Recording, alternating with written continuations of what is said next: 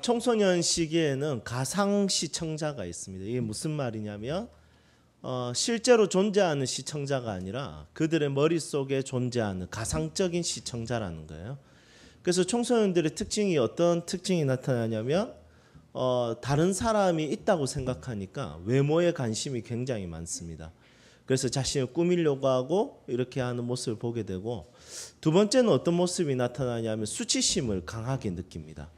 왜냐하면 누군가가 계속 자기를 보고 있다라는 이 가상의 시청자에 대한 의식이기 때문입니다.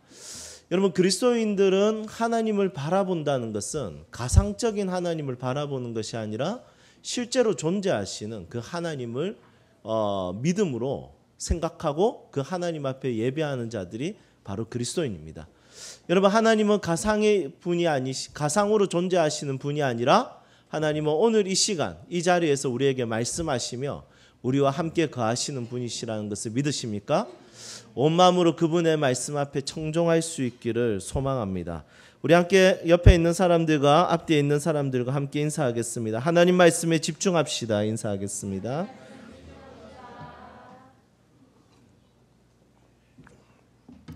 네, 오늘 본문 말씀의 배경을 잠시 설명하도록 하겠습니다. 예수님께서는 죽은 지 사흘이 지난 이제 죽어서 사흘이 지나서 냄새가 나는 나사로를 살리셨습니다. 이 사건을 본 많은 유대인들이 예수님을 믿기 시작하고 예수님을 따르기 시작합니다. 그들이 예수님을 따르니까 이 사실을 알게 된 바리새인들과 서기관들과 그리고 성전에 있는 사두개인들이 이 예수님에 대해서 회의를 시작하게 됩니다. 오늘 성경에는 공회라고 되어 있는데 이 공회라는 말은 사내드린이라는 말입니다. 사내드린이란 뭐냐면 우리나라에서 가장 큰 의결 기관이 어디입니까? 국회지 않습니까? 이 국회처럼 유대민족에서 제일 큰 회의 기관, 그것이 바로 사내드린입니다. 이 사내드린은 71명으로 구성되어 있고요. 이 사내드린에 있어서 나오는 모든 회의의 결과는 나라의 정책이며 그 나라가 에너지를 그곳에 쏟기로 결심하는 바로 엄청난 규모의 회의라는 것입니다. 그냥 예수님에 대해서 작게 그냥 우리 교회 운영위원회 정도, 아니면 어떤 지역의 어떤 조기 축구의 그 운영위원회 이 정도의 규모가 아니라 한 나라가 정책을 결정하는 곳이 바로 사내드린이라는 것이죠. 그래서 이들이 이제 이 사내드린에서 결정하는 회의의 내용이 바로 이렇습니다. 예수님을 따르는 자들이 많아지면 그들을 따르지 않는 유대인들과 예수님을 따르는 그들이 서로 부딪히게 되는 거예요. 충돌이 일어나면 그 당시에 이 지중해 지역, 그러니까 이스라엘을 포함한 모든 나라, 그 주변의 지역을 다스리는 나라가 어디였냐면 로마였습니다. 그러면 로마의 입장에서는 가장 싫어하는 게 뭐냐면 각 지역마다 분쟁이 일어나거나 시끄럽게 되는 것이 가장 싫은 겁니다. 그래서 로마의 힘 아래서 모든 세상이 어떻게 되기를 원하냐면 팍스 로마나, 이 팍스라는 말은 평화라는 뜻입니다. 로마를 통해서 평화가 이루어져요. 여러분, 이 시대는 팍스 뭡니까? 아메리카나. 이 미국을 통해서 온 세상이 평화롭게 되는 것. 어떻게 보면 이런 것들이 고대로부터 지금까지 이어져 오는 것일 수도 있습니다. 그런데 한 나라의 강함을 통해서 평화가 이루어지는 것은 하나님의 뜻이 아닙니다. 미국을 추종하고 미국에 대해서 찬양하고 미국을 통해서 평화가 이루어지는 것을 꿈꾸는 사람들이 많은데, 여러분, 그것은 성경으로 봤을 때는 팍스 로마나와 비슷한 것입니다. 결국엔 팍스 로마나가 무엇이 됩니까? 나중에는 바벨론적인 어떤 부분들, 예수 그리스도를 믿는 자들을 핍박하는 것까지 일어나는 것을 보게 됩니다. 우리가 이 말씀을 통해서 생각해야 될 것이 있는데, 그게 뭐냐면 이 예수님을 따르는 자와 예수님을 따르지 않는 유대인들의 충돌, 그 충돌로 인해서 로마가 그것에 있어서 그 민족을 억압하고 핍박하고 그리고 그 민족의 결정권을 뺏어올까 봐 이 이스라엘의 사내들인 기관들은 굉장히 지금 긴장하고 있는 상태라는 것입니다. 그래서 이 문제를 어떻게 해결할 것인가?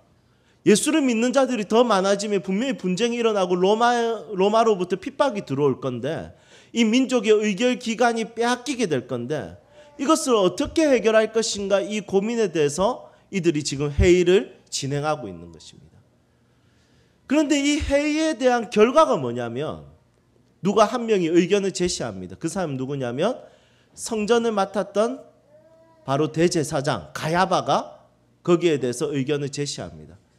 여러분 이 당시에 성전을 맡았던 사람들은 어디 파겠습니까? 그렇죠. 바리새파가 아니라 사두개파입니다. 바리새인들은 민족들, 시민들하고 친했고요. 그리고 이 성전을 다스린 사람들은 거의 다 사두개파였습니다.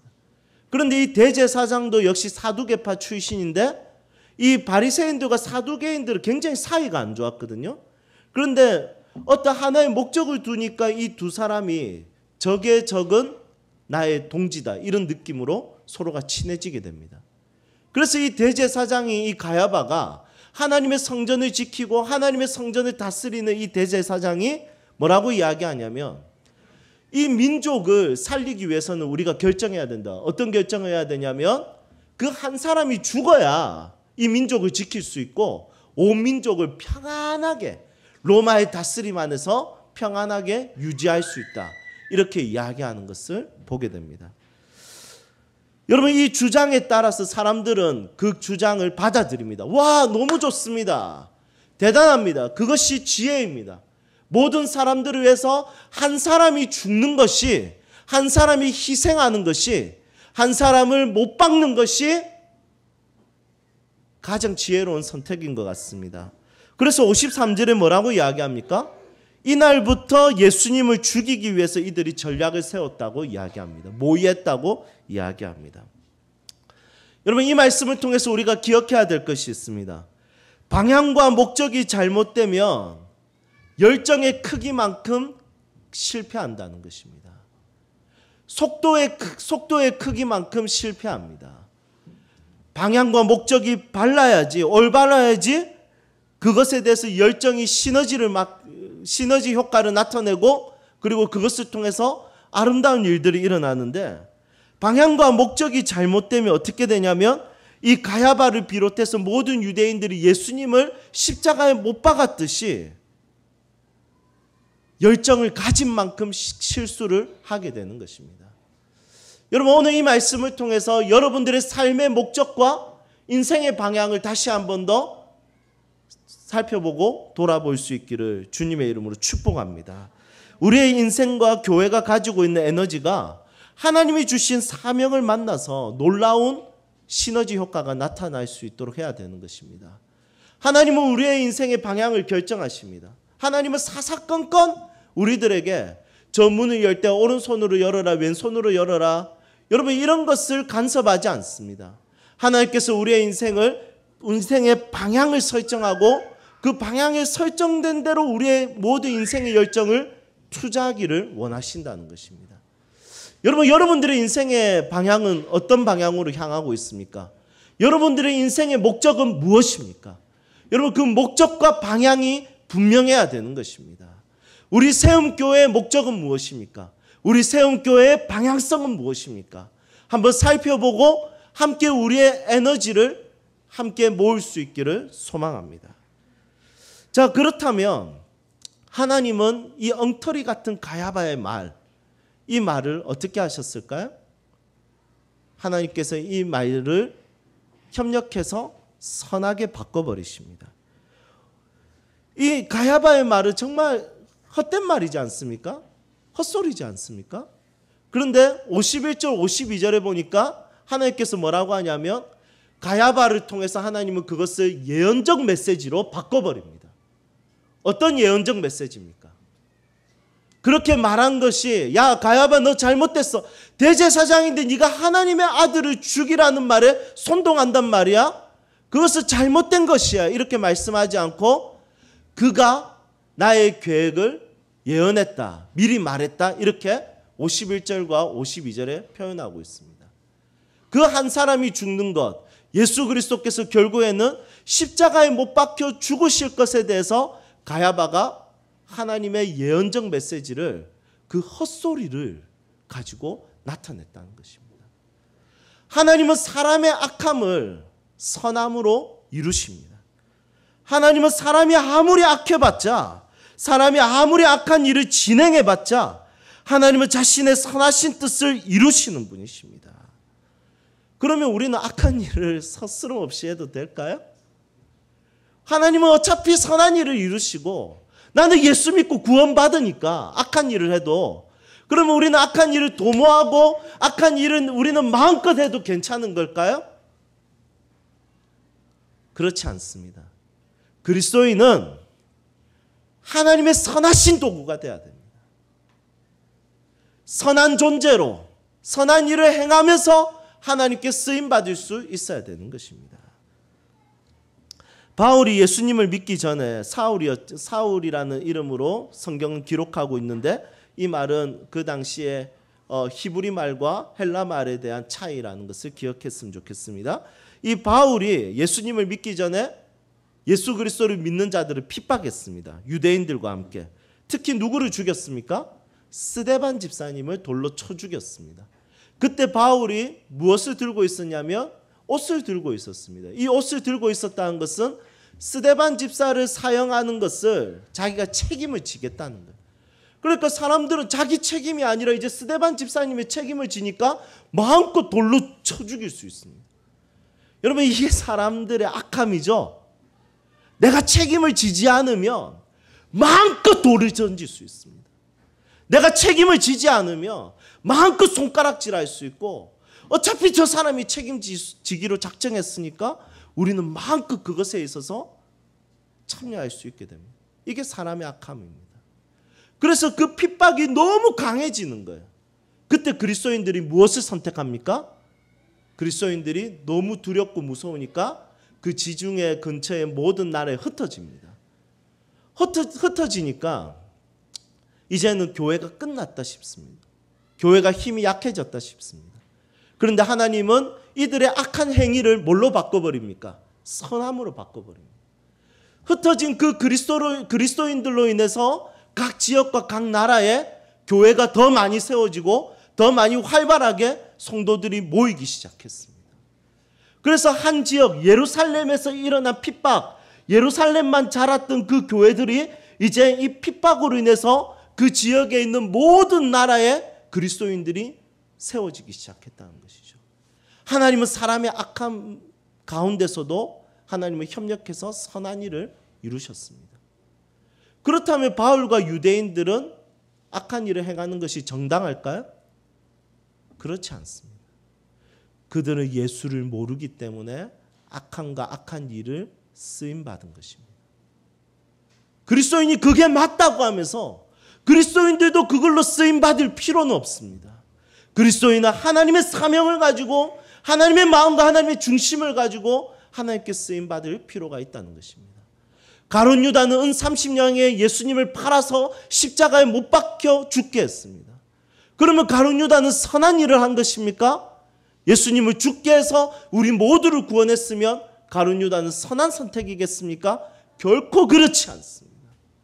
하나님이 그것을 통해서 선한 일을 이루셨지만 가룟 유다는 악한 일을 한 것입니다.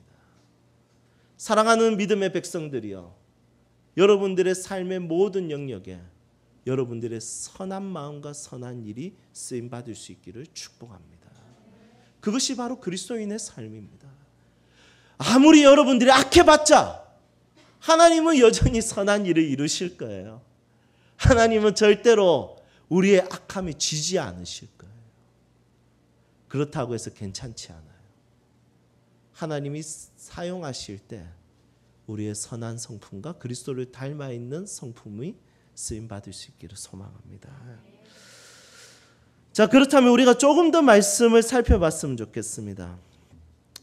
가야바는 한 사람, 즉 예수가 죽어서 이스라엘 민족이 구원할 뿐만 아니라 온 민족도 구원을 받을 거라고 이야기하는데, 이것은 로마로부터 평화가 지켜질 것이다 이렇게 이야기합니다. 그런데 하나님의 그림은 더 큽니다. 로마로 인해서 평화가 깨지지 않는 그런 민족이 지켜지는 것이 아니라 하나님은 더 크고 위대한 계획이 있습니다. 우리 52절 함께 읽어보도록 하겠습니다. 52절 한 목소리로 읽겠습니다. 또 그 민족만 위할 뿐 아니라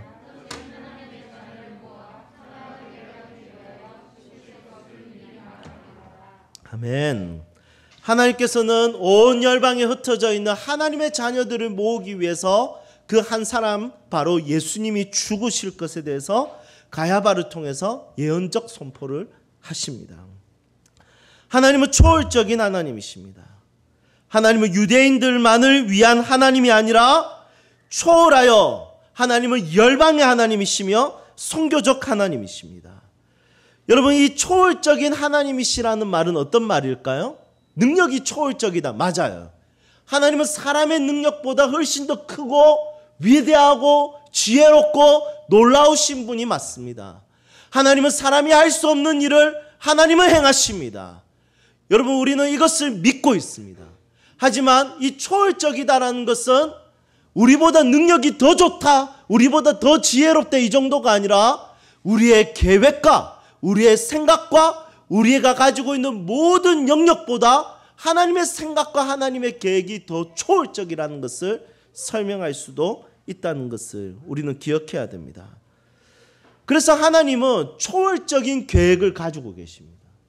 그들이 유대인만 생각하고 팍스 로마나 아래서 그들의 평화만 생각할 때 그냥 잘 먹고 잘 사는 정도만 생각하는 그 수준보다 하나님은 어떤 생각을 가지고 있었냐면 유대인들의 디아스포라가 아니라 하나님 나라의 디아스포라, 하나님 안에서 흩어진 백성들, 구원을 모르는 백성들, 하나님을 모르는 백성들, 이 조선을 포함한 일본 땅, 중국 땅, 그리고 온 열방에 흩어져 있는 그 사람들을 위한 하나님의 계획을 가지고 계셨다는 것입니다. 그래서 하나님을 신뢰하고 하나님을 바라보고 하나님을 따르는 사람들은 그 사람들의 계획과 그 사람들의 생각도 나의 영역 속에서 생각하는 것이 아니라 나의 영역을 초월할 수 있는 선교적이며 열방적인 것을 고백할 수 있어야 되는 것입니다. 여러분, 여러분들의 사고는 어디에 묶여 있습니까?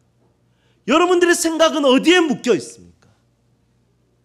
여러분, 오늘 이 시간 이 말씀을 통해서 초월적인 하나님으로 인하여 우리의 생각을 뛰어넘고 우리의 삶의 영역을 뛰어넘고 그리스도 안에서 정말 열방을 품고 선교적이며 정말 이 세대에 하나님이 부르신 뜻을 위해서 우리가 드릴 수 있기를 소망합니다. 그렇다면 선교적이고 열방적이라는 것은 어떤 의미겠습니까? 52절에 보니까 선교적이고 열방적인 것은 다른 것이 아니라 바로 자기 희생입니다.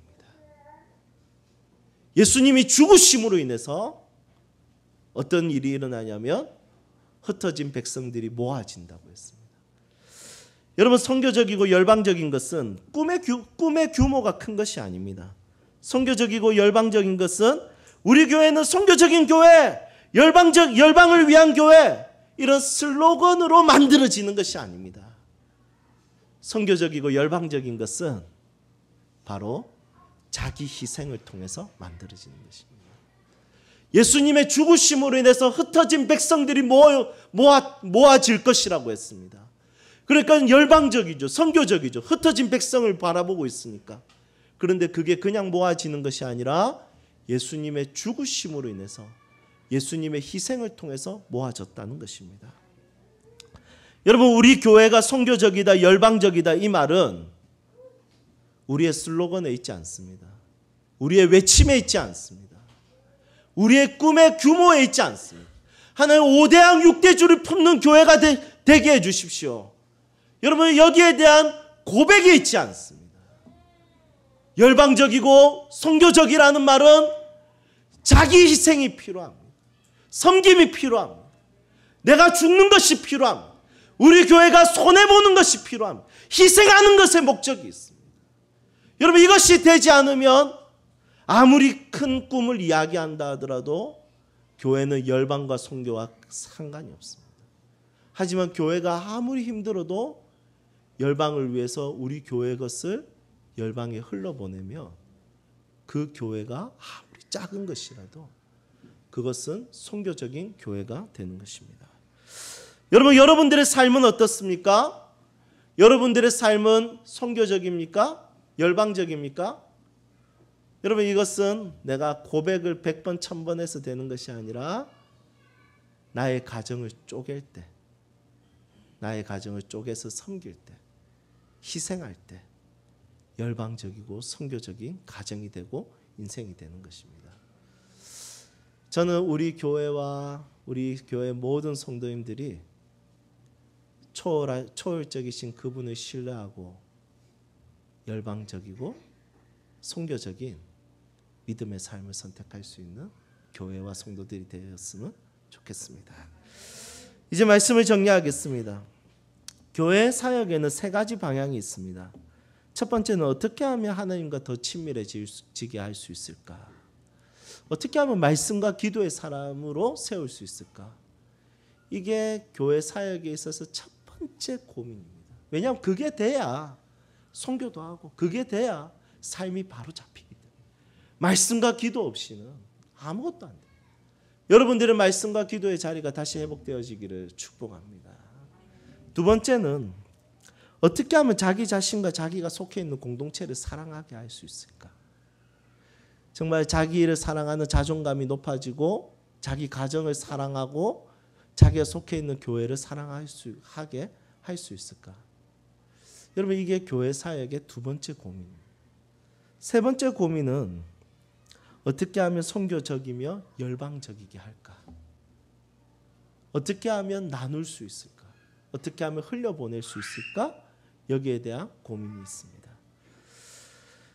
저를 비롯한 주 안에서 형제 자매인 우리 세움 식구들의 삶이 하늘을 향하는 삶, 위로 향하는 삶, 그리고 내 안으로 향하는 삶, 내 자신과 내가 속해 있는 공동체를 사랑하는 삶, 그리고 밖으로 향하는 삶, 이 3가지 삶이 균형 있게 여러분들 삶에 좀 자리가 잡혔으면 좋겠습니다. 그래서 초월적인 그 하나님으로 인하여 열방과 온 민족을 품는 그런 믿음의 사람들이 되기를 온 마음으로 축복합니다. 우리 함께 찬양합시다.